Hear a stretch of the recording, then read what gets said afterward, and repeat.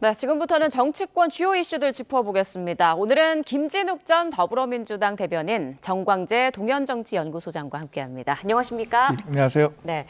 자, 조희대 대법원장이 그간의 관례를 깨고 대통령에게 대법관 후보를 서면으로 제청하면서 정치권 공방이 이어지고 있는데요. 자, 먼저 어제 부산 현장 최고위에서 나온 김민석 민주당 대표의 발언과 또 조희대 대법원장의 퇴근길 모습부터 보고 오겠습니다. 반습법적으로 대통령과 협의해서 대법관을 제청해 온 것입니다. 근데 이것을 하지 않는 무법 사법 행위를 지금 실행한 것입니다. 사법농단입니다. 해방 이후 최악의 대법원장 조희대 씨는 물러나는 것이 맞다고 봅니다. 조희대 씨 정신 차리고 당장 나가십시오.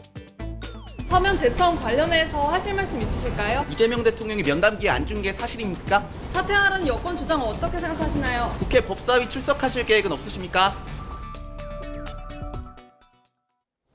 네, 김민석 대표, 조희대 씨 정신 차리고 당장 나가라 이렇게 거세게 비판을 하기도 했는데 조희대 대법원장이 절차를 어떻게 어겼다는 건가요? 그동안 그 대법관을 제청하는 과정 속에서 보통 그 청와대와 대법원이 상호 좀 서로 협의를 마치고 그 마친 내용을 가지고 대법원장이 청와대를 방문해서 대통령과 함께 그 내용을 이제 그 상의하고 그 이후에 국회에 제청하는 그래서 그 국회에서의 임명 동의 과정 절차를 거쳐야 되는데 이번에는 지금 조희대 대법원장께서 그냥 서면으로 우리는 이런 사람들을 제청하기로 했으니까 이제 대통령께서 알아서 하세요라는 방식을 선택했다.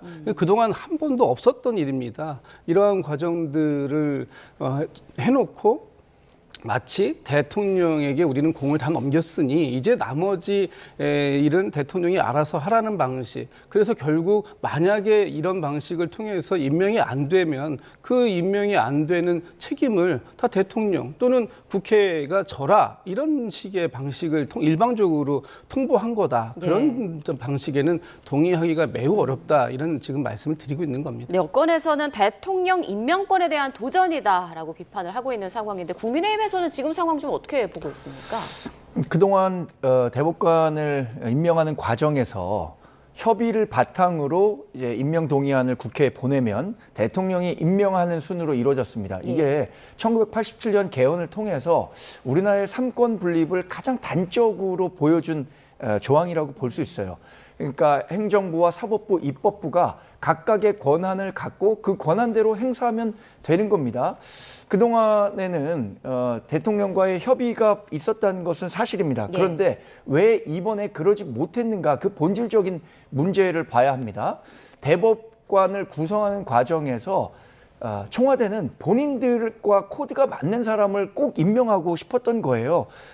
조희대 대법원장은 여러 협의를 통해서 4명의 후보가 추려졌었는데 그 가운데 한 명을 선호했었습니다만 대통령 청와대 쪽에서 반드시 김민기 후보자를 임명해야겠다는 생각 때문에 다른 그 대안을 냈음에도 불구하고 본인들이 선호하는 사람을 제청하지 않았다는 이유로 협의조차 거부하고 있었던 현실에서 부득이하게 서면으로 제청한 것인데 이것에 대해서 이렇게 민주당 당대표가 나서서 비분관계하고 조희대 대법관에 대해서 원색적으로 비난할 일인가? 이것은 저는 입법부가 사법부에 대한 오만 이런 것들을 갖고 있기 때문에 나온 발언이라고 보고 있습니다. 제가 좀 한 말씀 드려야 될 것 같아요.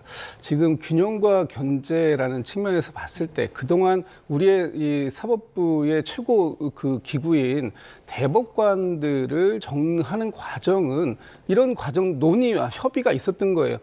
지난 수십 년 동안 대법관이 국회에서 임명안이 부결된 사례가 단 한 건도 없습니다.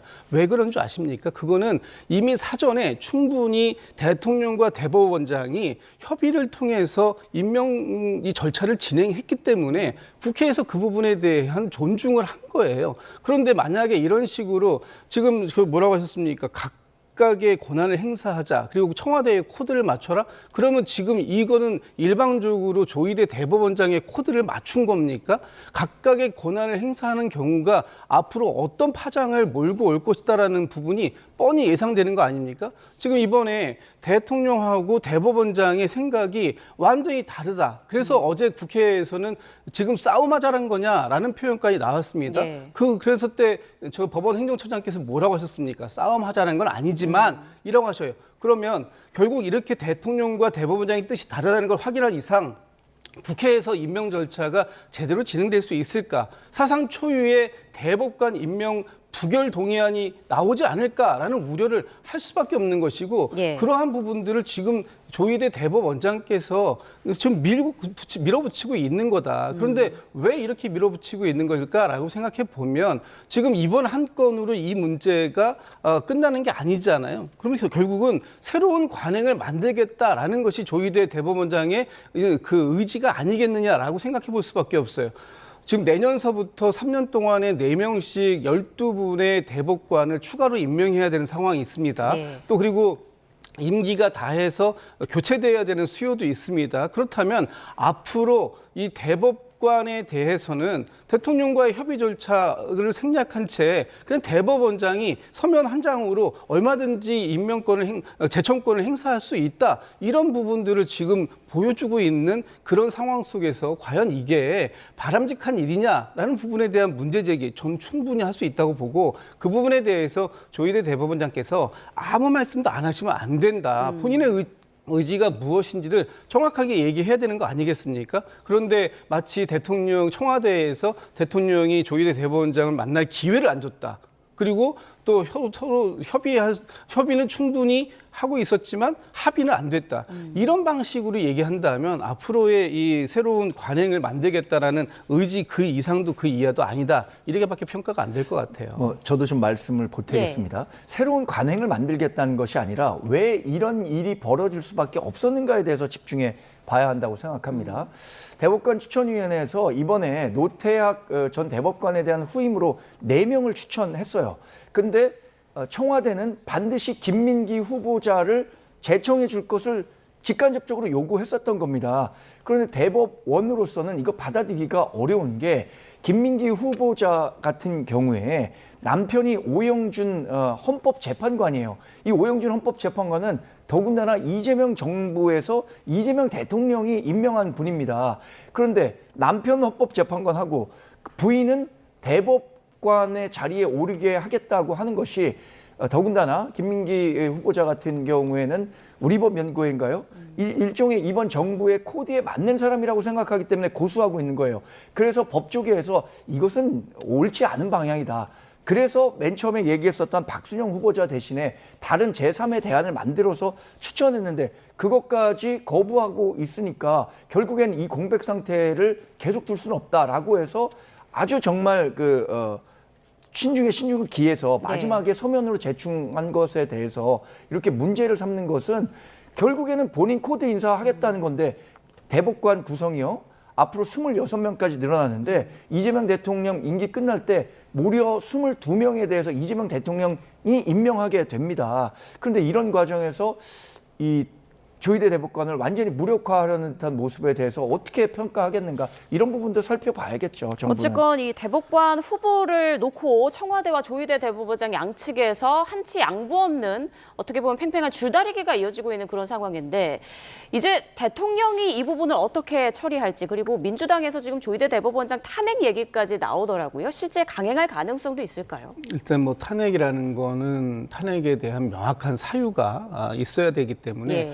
거기까지 나갈 수 있을지는 전 잘 모르겠습니다. 아마도 지금 현 단계에서 조희대 대법원장에 대한 탄핵은 조금 정치적 공방용이라는 생각이 들 정도이긴 하지만 그럼에도 불구하고 지금 조희대 대법원장의 이러한 판단들 그것들이 과거에 조희대 대법원장이 해왔던 행위들 그리고 지금 사법부의 수장으로서 제 역할을 다하고 있느냐라는 부분에 대한 의문은 여전히 남게 만드는 상황이기 때문에 이 부분이 오히려 사법개혁을 촉발하는 그런 그 동력 기제로 활용될 가능성이 있겠다 이런 생각이 들고요. 지금 이제 대통령께서 이 서면 제청안에 대한 입장을 어떻게 가져가실지는 뭐 좀 지켜봐야 될 것 같습니다. 네. 그러나 이것을 지금 이 상태로 그대로 인정하게 되는 상황이 온다면 앞으로 새로운 관례가 만들어지는 거예요. 이런 관례를 새롭게 만드는 것을 어떻게 받아볼 것이냐 하는 부분에 대해서 정치권에서 지금 전혀 논의가 된 사항이 없습니다. 그러니까 일단 청와대는 제가 볼 때는 이 부분에 대해서는 그 어떤 입장을 다음 단계로 넘기는 것이 이제 국회에 제청을 하는 건데 예. 그 단계를 이제 미루는 방법도 있을 것 같고요. 또 넘어갔다고 했을 때 과연 지금 민주당이 국회의 다수당 아닙니까? 이런 상황들을 용인할 수 있겠는가? 특히 조희대 대법원장 같은 경우에는 작년 5월 달에 대통령 선거를 한 달 남겨놓고 유력한 야권의 대통령 후보를 바꿔치기 하려고 하는 시도를 했었다라는 지금 생각을 저희 민주당은 갖고 있어요. 그럼에도 불구하고 이런 방식으로 해가지고 계속 대통령의 인사권을 흔들려고 한다라고 한다면 저희가 절대 동의할 수 없는 상황입니다. 그렇다면 결과적으로는 임명도 안 될 사람을 제청해 놓고 그 임명이 안 되는 모든 책임을 대통령 그리고 민주당에게 돌리려고 하는 지금 그런 어떤 그 얄팍한 기술을 쓰고 있는 거 아니냐라고 저희가 생각할 수밖에 없는 그런 단초를 빌미를 지금 조희대 대법원장이 제공하고 있다. 이런 측면을 봤을 때 이 부분에 대해서 조희대 대법원장께서는 빨리 서면으로 제출한 이 제청안을 회수하시는 게 맞다. 그리고 다시 빠르게 청와대와 이 부분에 대한 협의를 진행하시고 이번에 다른 얘기입니다만 지금 이 선관위 특검이 임명이 됐습니다. 네. 그런데 이 과정에서 여야가 다투지 않았습니다. 그 부분에 대해서 왜 그런 일이 있었는가? 정말 어떻게 하면 이렇게 합리적으로 인사가 진행될 수 있는가 하는 부분에 대한 반면 교사를 좀 삼으시는 것이 필요한 시점이 아닌가 싶습니다. 네. 과연 조희대 대법원장이 제청안을 회수할지 또 대통령이 어떤 입장을 밝힐지 앞으로 진행되는 상황을 계속 지켜보도록 하겠습니다. 자, 이번에는 민주당 상황을 좀 볼게요. 어제 이재명 대통령이 김민석 신임 민주당 대표와 정청래 송영길 의원을 함께 불러서 만찬을 가졌죠. 전당대회가 끝나자마자 이렇게 낙선 후보까지 함께 불러서 회동을 가진 건 좀 이례적인 것 같은데요.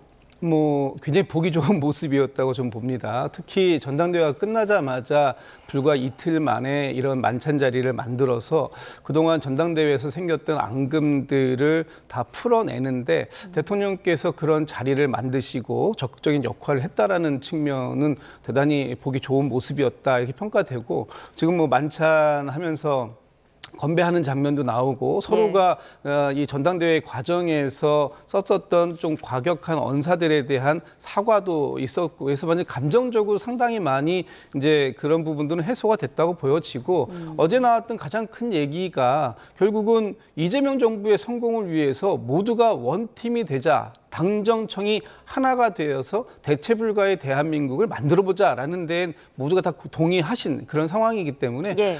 빠르게 전당대회에서의 그 어떤 갈등, 반목 이런 부분들을 수습하는 좋은 계기가 되었다 이렇게 평가할 수 있을 것 같습니다. 네, 앞으로 좀 갈등이 해소되는 국면으로 이제 들어간 것이다. 이런 취지의 말씀해 주셨는데 어제 최민희 최고위원의 뉘앙스는 좀 달랐던 것 같습니다. 이번 지도부 구성은 당심을 민심이 견제한 절묘한 결과다. 앞으로도 뭔가 갈등 상황이 이어질 것 같은 분위기가 드는데 어떻게 예상하세요?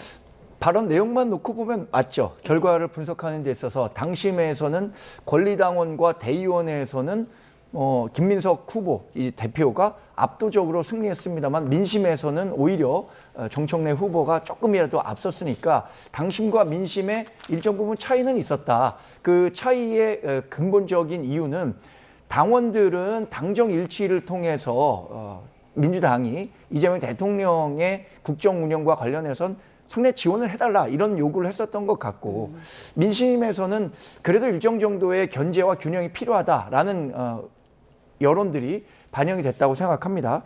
근데 지금 갈등이 해소되는 국면으로 갔다? 저는 갈등이 해소되는 국면으로 갔다고 보기보다는 갈등이 잠복하는 국면으로 갔다고 봐야 하는 일단 게 덮어놓은 거다. 옳은 것 같습니다. 예. 왜냐하면 앞으로 김민석 당대표가 민주당을 운영하는 과정에서 몇 가지 쟁점들이 나올 겁니다. 뭐 2, 3개월 안에 이게 바로 나올 것 같지는 않습니다만 첫 번째로 김민석 후보가 당대표가 후보 시절에도 얘기했었던 조작 기소 특검, 뭐 조작 있었다면 공소 취소해야 된다라고 얘기를 했는데 당장 유시민 작가가 공소 취소와 관련해서 뭐라고 했습니까? 나는 미치지 않은 것 같은데 다른 사람이 미친 것 같다 이렇게 얘기했잖아요. 그것에 대해서 정청래 후보를 지지했던 전통의 민주당 당원들이 어떻게 생각할까 이거 살펴봐야 될 것 같고요. 뭐 한 내년쯤에 다시 갔었을 때 조국혁신당과의 합당 문제 다시 불거지겠죠?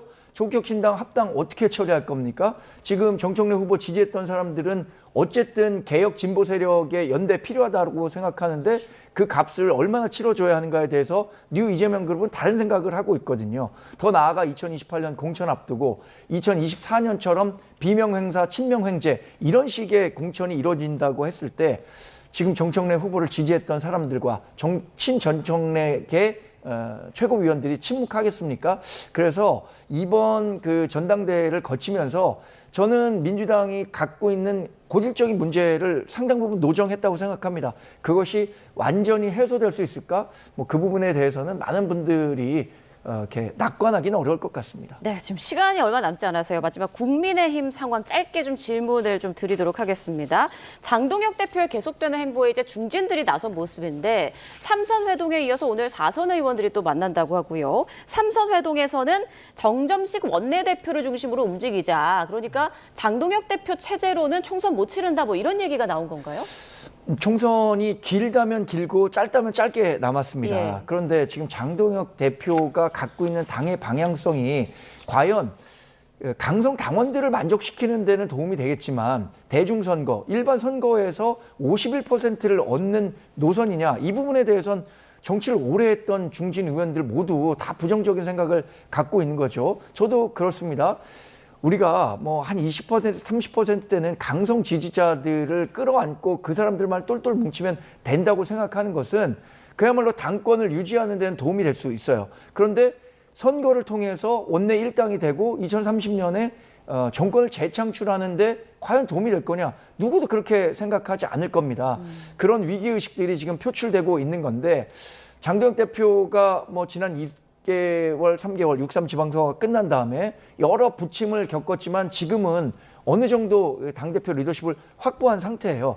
그래서 당장 중진들이 이렇게 나선다고 하더라도 리더십이 크게 흔들리는 일은 없을 것 같지만 이런 것들이 계속 쌓이면서 장동혁 대표가 과연 내년 8월까지 임기를 다 채우는 게 옳은 것이냐, 좋은 것이냐에 대한 논의는 본격화될 수 있겠죠. 네, 장 대표의 거취에 대해서 김진욱 대변인의 생각도 짧게 들어보겠습니다. 뭐 이미 뭐 지금 좀 전에 말씀 주셨던 것처럼 예. 지금 현재의 리더십에 대한 부분은 이제 끝난 얘기다. 지금 장동혁 대표는 연임을 준비하고 있는 것이고 연임 이후에 바로 그 다음 차기 총선의 공천권까지 지금 얘기를 하고 있는 상황이지 않습니까? 중진들 움직이면 이제 죽는다 이런 거예요. 중진들 지금 자진 사퇴해야 된다. 뭐 중진들의 희생이 필요하다. 이런 얘기까지 나온다라는 예. 것은 지금 중진들이 본인을 흔드는 그런 모습을 더 이상 참지 않겠다라는 경고음으로 들려집니다. 알겠습니다. 두 분 말씀 여기까지 듣겠습니다. 김진욱 전 더불어민주당 대변인, 정광재 동현정치연구소장이었습니다. 두 분 고맙습니다.